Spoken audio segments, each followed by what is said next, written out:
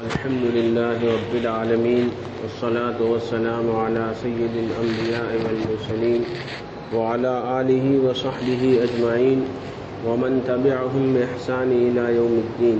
أما بعد، أعوذ بالله من الشيطان الرجيم. بسم الله الرحمن الرحيم. من عمل صالحا من ذكر أو أنثى وهو مؤمن فلنحيينه حياة طيبة. وقال النبي صلى الله عليه وسلم: إن لكل قوم عيد وهذا عيدنا، او كما قال علیہ الصلاۃ والسلام. محترم دوستو، بزرگوں، رمضان مبارک کی مبارک ساعتیں، مبارک ایام، مبارک گھڑیاں آج ہم سے رخصت ہو رہی ہیں. آج رمضان المبارک کا آخری دن ہے اور الحمدللہ آج جمعہ کا دن ہے. 1444 کا یہ رمضان عجیب رمضان تھا کہ جس کا پہلا دن بھی جمعہ تھا اور جس کا آخری دن بھی جمعہ ہے.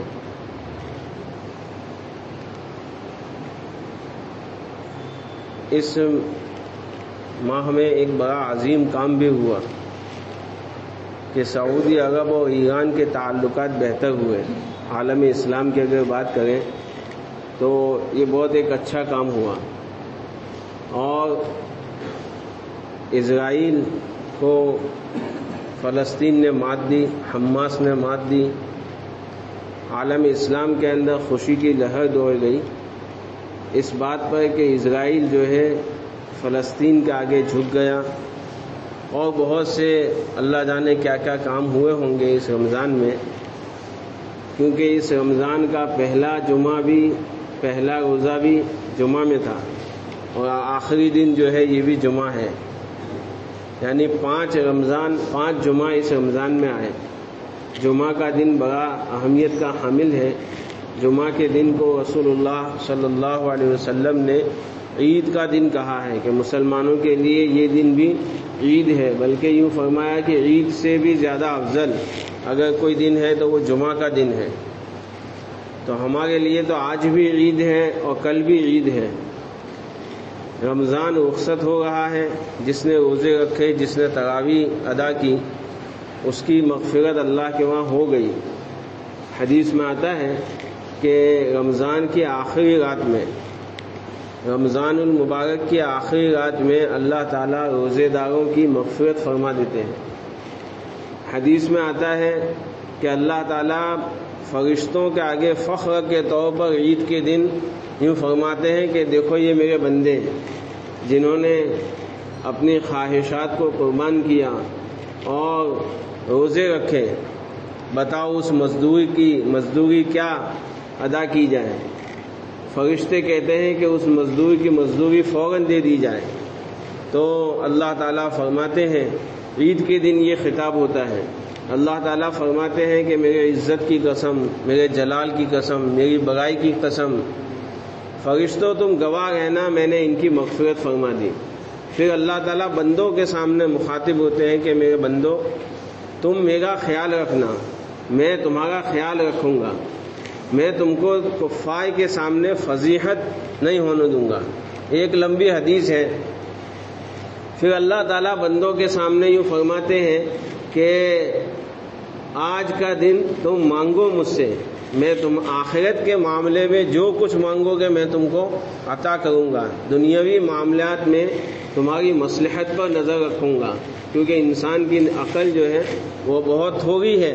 انسان مانگتا کچھ ہے اور اللہ کے وہاں اللہ کو ہی علم ہے کہ یہ اگر چیز دنیاوی چیز اس کو دے دی تو ہو سکتا ہے اس کی آخرت کہیں خراب نہ ہو جائے. تو اللہ فرماتے ہیں دنیا کے بارے میں جو تم مانگو گے میں اس کے لیے تمہاری مصلحت دیکھوں گا، اور آخرت کے معاملے میں جو بھی مانگو گے میں تم کو دے دوں گا. یہ عید کا دن، عید الفطر کا پہلا دن ہوتا ہے جب فرشتے تمام شہروں کے اور گلی کوچوں میں، گاؤں میں اللہ تعالیٰ ان کو زمین پر فرشتوں کو اتارتے ہیں اور پکارتے ہیں فرشتے، چلو اس بارگاہ کی طرف، چلو اللہ کی اس درگاہ کی طرف جو بڑا عطا کرنے والا ہے، جو بڑا کریم ہے. عید الفطر کا دن کون سا دن ہے کہ اسی دن اللہ تعالیٰ نے جنت کو بنایا، اسی دن اللہ تعالیٰ نے حضرت جبرائیل علیہ الصلاۃ والسلام کو وحی کے طور پر مامور کیا، یعنی وحی کے طور پر نامزد کیا کہ جس دن یہ طے کر رہے تھے کہ کون سا فرشتہ کیا کام کرے گا، تو حضرت جبرائیل علیہ الصلاۃ والسلام کو جو یہ جاب ملی وہ عید کا دن تھا۔ کتنی بڑی جاب ہے کہ تمام نبیوں کے اوپر، تمام رسولوں کے اوپر وحی جو لے کر آتے تھے وہ جبرائیل علیہ الصلاۃ والسلام ہے۔ اللہ کی طرف سے یہ جاب عطا کی گئی، تو وہ جو دن تھا وہ رمضان کا تھا۔ جنت بنائی، جنت بنائی وہ دن تھا، وہ عید الفطر کا دن تھا، پہلی عید کا، اور جنت جو بنائی اللہ نے وہ عید الفطر کا دن تھا۔ اور جنت کے اندر ایک درخت ہے طوبہ، بڑی اس کی فضیلت حدیث میں آئی ہے کہ 500 سال تک ایک تیز رفتار گھوڑا اس کے دوڑتا رہے تو بھی اس کے سائے کی لمبائی نہیں ماپ سکے گا، اتنا بڑا جنت کے اندر طوبہ درخت ہے۔ اس طوبہ درخت کو اللہ نے جو لگایا ہے وہ عید الفطر کا دن تھا۔ تو کل کا دن جو آنے والا ہے، اگر آج چاند ہو گیا تو کل عید ہوگی، جیسے سعودی عرب میں، UAE میں، لبنان میں اور کئی ممالک میں جو ہے آج عید ہے، کل انشاءاللہ ہمارے یہاں عید ہوگی۔ تو عید الفطر جو ہے یہ بڑا مبارک دن ہے۔ اس دن اللہ تعالیٰ روزے دار اور تراویح پڑھنے والوں کو ان کی مزدوری عطا کرتے ہیں۔ مزدوری کیا؟ اللہ تعالیٰ مغفرت عطا کرتے ہیں۔ عید کب مشروع ہوئی؟ حضور پاک صلی اللہ علیہ وسلم نے فرمایا ہر قوم کی ایک عید ہوتی ہے، یعنی خوشی منانے کا ایک دن ہوتا ہے۔ ان لکل قوم عید وہذا عیدنا، ہمارے لیے یہ دو عیدیں ہیں۔ کون سی دو عیدیں؟ حضور پاک صلی اللہ علیہ وسلم جب مکہ مکرمہ سے ہجرت فرما کر مدینہ منورہ تشریف لے گئے تو مدینہ کے مسلمانوں کو دیکھا کہ 2 دن سال میں وہ مناتے ہیں، خوشی کے دن مناتے ہیں، اس میں وہ کھیلتے ہیں، کودتے ہیں، انجوائے کرتے ہیں۔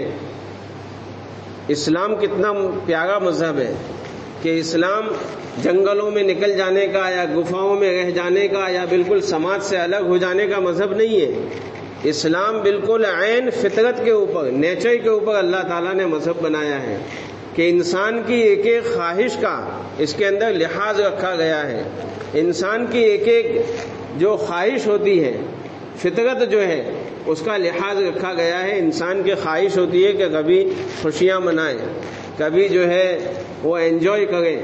تو حضور پاک صلی اللہ علیہ وسلم نے مدینہ منورہ کے مسلمانوں سے سوال کیا کہ تم جو یہ 2 دن مناتے ہو خوشی کے، یہ کیا ہے؟ کیونکہ ہم زمانہ جاہلیت میں 2 دن مناتے تھے، وہی یہ 2 دن ہیں، جس کا ایک کا نام نیوروز ہے اور ایک کا نام مہرجان کے ایسا کچھ آتا ہے کہ یہ 2 دن مدینہ کے مسلمان خوشی مناتے تھے۔ تو حضور پاک صلی اللہ علیہ وسلم نے فرمایا اب اسلام آ گیا ہے، اسلام آسمانی مذہب ہے اور اس کی تمام ہدایات، خوشی اور غم منانا، یہ سب آسمان سے نازل ہوتے ہیں، یہ آسمانی ہدایات کے مطابق۔ تو فرمایا کہ حضور پاک صلی اللہ علیہ وسلم نے فرمایا اس 2 دن کے بدلے اللہ نے تم کو خوشی کے 2 دن دیے ہیں۔ وہ کون سی؟ تمہارے اللہ نے 2 دن عید کے دیے ہیں، ایک جو ہے عید الفطر کا دن ہے اور ایک عید الاضحیٰ کا دن ہے۔ اب ذرا غور کریں، اسلام کا فلسفہ دیکھیں، اسلام کا سوچ دیکھیں، اس عید کے شائع کرنے کا فلسفہ دیکھیں۔ دنیا میں جتنے دوسرے مذاہب ہیں ان کے عید کے دن دیکھیں، ان کے جو خوشی کے دن ہیں وہ کسی نہ کسی شخصیت سے متاثر ہو کر رکھے گئے ہیں۔ دیوالی کہ وہ رام جب ونواس سے گھر آئے تھے تو اس کے وہ دیوالی مناتے ہیں، چراغاں کرتے ہیں۔ اور اسی طرح دوسرے جتنے مذاہب ہیں، عیسائی کہ وہ حضرت عیسیٰ علیہ الصلوۃ والسلام کے پیدائش کے دن وہ کرسمس مناتے ہیں۔ لیکن اسلام کا دیکھیں، اسلام کا سوچ، اسلام کا فلسفہ کہ حضور پاک صلی اللہ علیہ وسلم نے اپنے پیدائش کے دن کو عید کا دن قرار نہیں دیا، حالانکہ دنیا میں بہت بڑا دن تھا، بہت بڑی خوشی کا دن تھا اور بہت بڑی بہار کا دن تھا جب حضور پاک صلی اللہ علیہ وسلم دنیا میں تشریف لائے۔ اور عجیب اتفاق ہے یہ عید، میں نے پہلے کہا ہے کہ یہ رمضان 5 جمعے والا رمضان، اور یہ عید عجیب اتفاق ہے کہ 22 اپریل، اور بعض علماء کہتے ہیں 20 اپریل، 20 اپریل یا 22 اپریل کو حضور پاک صلی اللہ علیہ وسلم دنیا میں تشریف لائے، عیسوی سن 570 یا 572، 20 اپریل یا 22 اپریل، اپریل کا دن تھا، اور جیٹھ ہندی مہینوں کے اعتبار سے جیٹھ کا مہینہ تھا، اور ربیع الاول کا مہینہ تھا، اور پیر کا دن تھا۔ اس پر اتفاق ہے سب کا کہ پیر کا دن تھا۔ ربیع الاول کی کون سی تاریخ تھی اس میں اختلاف ہے، بعض 9 کہتے ہیں، بعض 2 کہتے ہیں، بعض 27 کہتے ہیں، بعض 12 ربیع الاول کہتے ہیں، لیکن یہ بات تو طے ہے کہ پیر کا دن تھا، اور 22 اپریل ہو یا 21 ہو، کہ یہ ہمارے لیے کہ اس بار جو عید آ گئی ہے وہ بھی 22 اپریل کو ہے، آج 21 اپریل کو سعودی میں عید ہے، تو یعنی کتنی چیزیں جمع ہو گئی ہیں۔ یہ بڑا عجیب اتفاق ہے، اتفاق کہیں یا مقدر کہیں یا اللہ کا کوئی اشارہ کہیں کہ تو حضور، لیکن فلسفہ دیکھیں اسلام کا، نبی پاک صلی اللہ علیہ وسلم کا فلسفہ دیکھیں کہ دنیا کے تمام مذاہب کسی نہ کسی شخصیت سے متاثر ہو کر خوشی کا دن انہوں نے تجویز کیا، لیکن رسول اللہ صلی اللہ علیہ وسلم نے، اللہ نے اور اس کے رسول نے مسلمانوں کے لیے جو عید کا دن تجویز کیا وہ کسی شخصیت سے متاثر ہو کر نہیں، بلکہ حقیقی انسان کو جو خوشی ملے، حقیقی مومن کو خوشی ملے، حقیقی مسلمان کو خوشی ملے کہ 30 رمضان کے روزے رکھے اور تراویح کو ادا کیا، تو پھر اس عمل کے اختتام پر اللہ تعالیٰ نے عید عطا کی کہ انسان کے عمل سے خوشی کو جوڑا ہے، کسی شخصیت سے خوشی کو نہیں جوڑا۔ اسی طرح عید الاضحیٰ کا دیکھیں کہ عید الاضحیٰ ایک عظیم عبادت کے اختتام پر اللہ تعالیٰ نے عید الاضحیٰ کو رکھا، قربانی کے دن کو رکھا۔ یہ 2 عیدیں اللہ تعالیٰ نے عطا فرمائی۔ تو حضور پاک صلی اللہ علیہ وسلم نے صحابہ سے فرمایا، مدینہ کے رہنے والے مسلمانوں سے فرمایا کہ مسلمانوں، تمہارے لیے یہ 2 دن اللہ نے تجویز کیے ہیں جو عید کے دن ہیں۔ اب کیا کرنا ہے؟ عید الفطر کے دن دنیا کے دوسرے مذاہب، چاہے وہ عیسائی ہو یا دوسرے جتنے یہودی ہو یا دوسرے جتنے مذاہب ہیں، ان کو جب خوشی کا دن، عید کا دن ان کا ہوتا ہے تو وہ اللہ کو بھول کر اور آخرت سے غافل ہو کر وہ خوشیاں مناتے ہیں، لیکن مسلمان کو آخرت سے اور اللہ رسول سے بھول کر خوشیاں منانے کا نہیں کہا۔ وہ شرابیں اگاتے ہیں، وہ فحش کاریاں کرتے ہیں، خوشی میں ہر چیز کے جائز ہے یوں سمجھ کے وہ جیسے کہ دنیا میں ہی رہنا ہے، دنیا سے جانا ہی نہیں ہے، اس طرح سے لوگ خوشیاں مناتے ہیں۔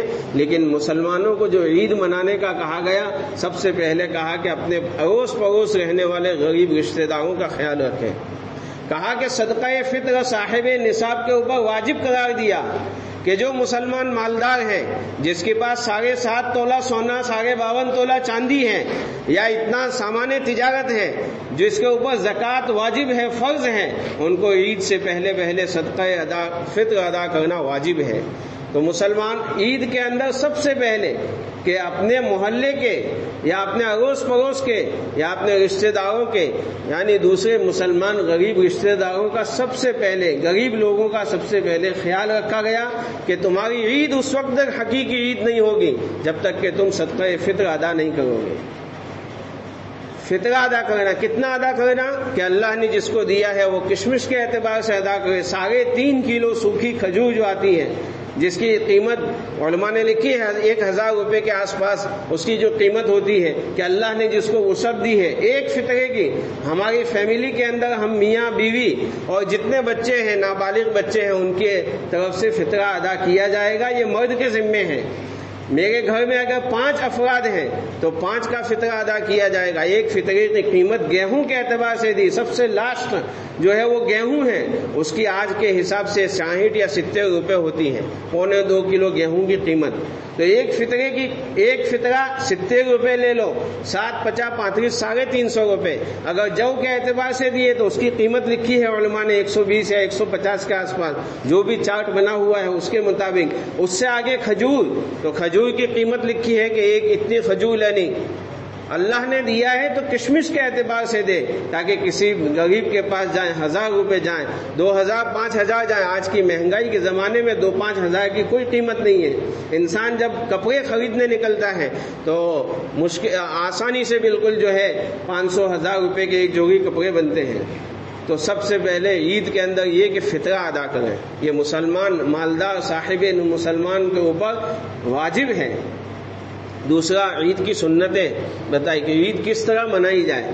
فرمایا حدیث پاک میں آتا ہے عید کی سنتیں کہ سب سے پہلے عید کے اندر عام دنوں کے اعتبار سے صبح جلدی اٹھیں، جیسے جمعہ کے سنت ہے کہ صبح میں جلدی اٹھیں۔ کتنے جلدی اٹھنا کہ صبح صادق سے پہلے اٹھ جائیں۔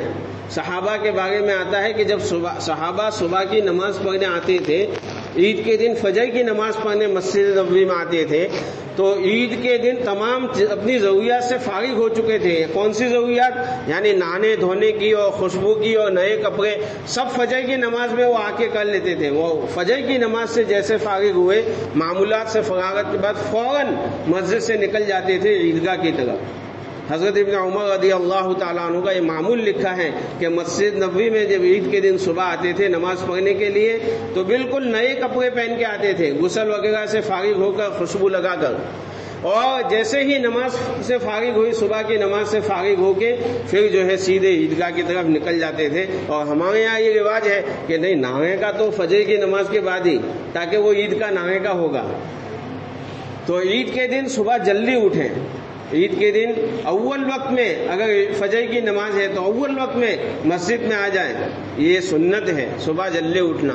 پھر حضور پاک صلی اللہ علیہ وسلم نے فرمایا، مسلمانوں، اللہ تعالیٰ نے تم کو یہ عید کا دن دیا ہے تو اس عید کے دن تم جو ہے اچھے کپڑے پہنو۔ آج تو اچھے کپڑے یعنی نئے کپڑے، آج کوئی ایسا نہیں ہے کہ جس کے پاس 3-4 جوڑی جونے کپڑے ہیں اسی کو پہننے کا، نہیں، ہر ایک جو ہے نئے کپڑے سلواتا ہے اور سلانا بھی چاہیے۔ عید کے دن ایک جوڑی کپڑے اللہ نے دیا ہے تو ضرور سلانے چاہیے اور اچھے کپڑے سلانے چاہیے، یہ مفتی صاحب نے کہا تھا۔ تو اللہ عید کے دن جو تمہارے پاس سنت یہ ہے کہ جو تمہارے جتنے کپڑے ہیں اس میں سے جو سب سے اچھے ہوں، ایک 500 کا جوڑا ہے، ایک 1000 کا جوڑا ہے، ایک 2000 کا جوڑا ہے، تو جو 2000 کا جوڑا ہے، جو سب سے اچھا جوڑا ہے، اس کو جو ہے عید کے دن زیبتن کریں اور پھر خوشبو لگائیں۔ یہ تیسری سنت عید کے دن کی، اور یہی سنت جمعہ کی بھی ہے۔ جمعہ کے دن بھی اسی طرح تیار ہونا ہے کہ خوشبو کا استعمال کرے، جو تمہارے پاس حیثیت کے مطابق جو اچھی خوشبو ہو، چاہے 50 والی ہو، 100 والی ہو، 500، 1000، 10,000 والی ہو، جتنا اللہ نے تم کو دیا ہے اچھی جو ہے خوشبو کو استعمال کریں اور اس کو لگائیں۔ اور پھر جلدی سے جو ہے عیدگاہ جانے کی کوشش کریں۔ عیدگاہ جانے سے پہلے اپنے گھر کے اندر کوئی میٹھی چیز کھا کر جائیں۔ مثال کے طور پر کھجور کھا لی یا کھاگک کھا لی یا دودھ پی لیا، کوئی بھی میٹھی چیز، شیرینی چیز کھا کر، یہ سنت ہے۔ جتنا سنت کے اوپر ہم اہتمام کریں گے، سنت کا نور ہماری زندگی میں آئے گا۔ رواجات کو مت دیکھیں، رواجات سے ہٹ جاؤ۔ اب بہت ہو گیا رواجات والی زندگی گزارتے گزارتے کہ نہیں اپنے تو ایسا کرنا پڑے، اپنا تو ایسا رواج ہے، نہیں، سنت کے مطابق میرے نبی نے کیا کیا ہے، تو نبی کا نور، نبی کی سنت کا نور تمہارے قلب کے اندر آئے گا۔ پھر جو ہے حدیث میں آتا ہے کہ سنت ہے کہ عیدگاہ پیدل جانا، اگر جوان ہے اور قوت ہے تو عیدگاہ جو ہے پیدل نکل جاؤ، اور پھر جس راستے میں جب جانا ہو تو آہستہ آہستہ، عید الفطر کے دن آہستہ آہستہ اور عید الاضحیٰ کے دن تھوڑا زور سے۔ ایک تسبیح رسول اللہ صلی اللہ علیہ وسلم نے بتائی، یہ سمجھو کہ یہ عید الفطر کا اور عید الاضحیٰ کا گانا ہے، سبحان اللہ والحمد للہ ولا الہ الا اللہ واللہ اکبر۔ یہ ہلکی آواز میں گنگناتے گنگناتے ہمیں عید کی طرف جانا ہے۔ عید الفطر میں ہلکی آواز میں اور عید الاضحیٰ میں ذرا سے زور سی آواز میں۔ عید الاضحیٰ یعنی قربانی والی، زور سے اتنے ایسا نہیں کہ نعرے لگا کے آجو بازو والے سب جو کوئی سو گیا تو بھی اٹھ جائے، اتنے زور سے نہیں کہا، کسی کو تکلیف نہ ہو۔ عید الفطر کے دن تو کہا کہ بالکل آہستہ آہستہ یہ گانا گنگناتے ہوئے، یہ تسبیح گنگناتے ہوئے، سبحان اللہ والحمد للہ ولا الہ الا اللہ واللہ اکبر، بس یہ گنگناتے ہوئے عیدگاہ کی طرف چلے اور عید کی نماز کو ادا کریں۔ عید کی نماز کے بعد، عید سے پہلے فجر کی نماز کے بعد اور عید سے پہلے کوئی نفل نماز نہ پڑھیں، مستورات بھی گھر میں کوئی نفل نماز نہ پڑھیں، یہ سنت ہے، بلکہ مکروہ کہا کہ عید سے پہلے کوئی بھی نفل نماز پڑھنا مکروہ بتایا۔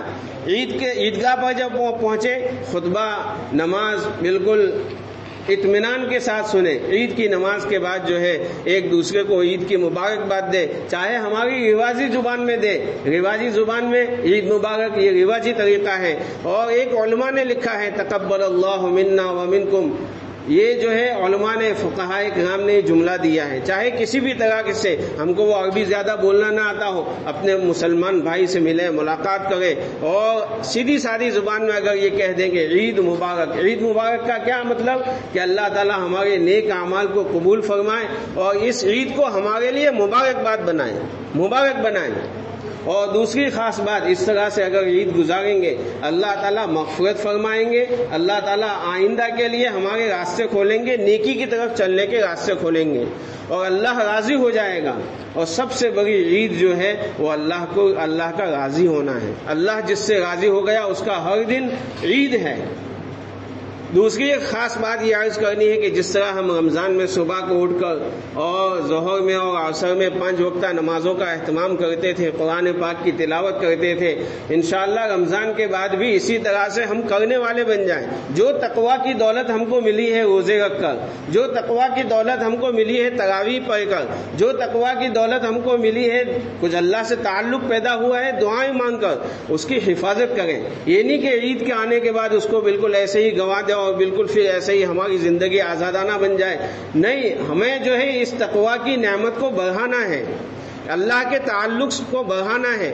تو عید کے بعد بھی امام صاحب اعلان کریں گے، اگر کسی کو پتہ نہ ہو کہ بھائی امام صاحب کو میں کہتا ہوں کہ اعلان کر دینا، عید کے بعد بھی مسجد کے دروازے فجر میں بھی کھلے ہیں، جس کے بھی آنا ہو فجر کی نماز ہوگی، ظہر کی نماز ہوگی، عصر کی نماز ہوگی، ورنہ بعض ایسے ہوتے کہ جیسے عید کی نماز رمضان کے بعد نماز ہی نہیں ہوتی، بالکل دیکھو رمضان کے بعد لوگ جو ہے مسجد سے غائب ہو جاتے ہیں۔ تو یہ نہیں ہونا چاہیے، جس طرح رمضان میں آتے تھے نماز پڑھنے، 5 وقت کی نماز جو ہے ایک مسلمان کے اوپر کسی حال میں بھی معاف نہیں ہے۔ نماز کس کے اوپر معاف ہے؟ یا تو مجنون ہو گیا، یا عورت ہے اور اس کو حیض آتا ہے تو اس کو اوپر نماز معاف ہے وہ ایام میں، یا پھر کافر ہے، مشرک ہے تو اس کے لیے تو نماز ہے ہی نہیں۔ من ترک الصلاۃ متعمدا فقد کفر، حدیث میں آتا ہے جس نے جان بوجھ کر ایک نماز چھوڑی گویا اس نے کفر والا عمل کیا۔ مسجد میں سے اذان ہوتی ہے اللہ اکبر اللہ اکبر، 2 جو ہے انسان بیٹھے ہیں چوراہے کے اوپر، ایک مسلمان ہے عبداللہ بھائی اور دوسرا غیر مسلم ہے، اب دونوں میں سے جو اٹھ کے آ گیا مسجد میں تو وہ تو مسلمان ہے، اس کو حدیث میں یوں فرمایا بین العبد کہ مومن اور مشرک کے اندر فرق کرنے والی چیز جو ہے وہ صرف نماز ہے۔ اس لیے ارادہ کریں کہ انشاءاللہ ہم جس طرح رمضان میں نماز کی پابندی کرتے تھے ہم رمضان کے بعد بھی اسی طرح نماز کی پابندی کریں گے۔ اللہ تعالی ہمیں ان باتوں پر عمل کرنے کی توفیق عطا فرمائے۔ اذان ہو چکی ہے، اب سنت پر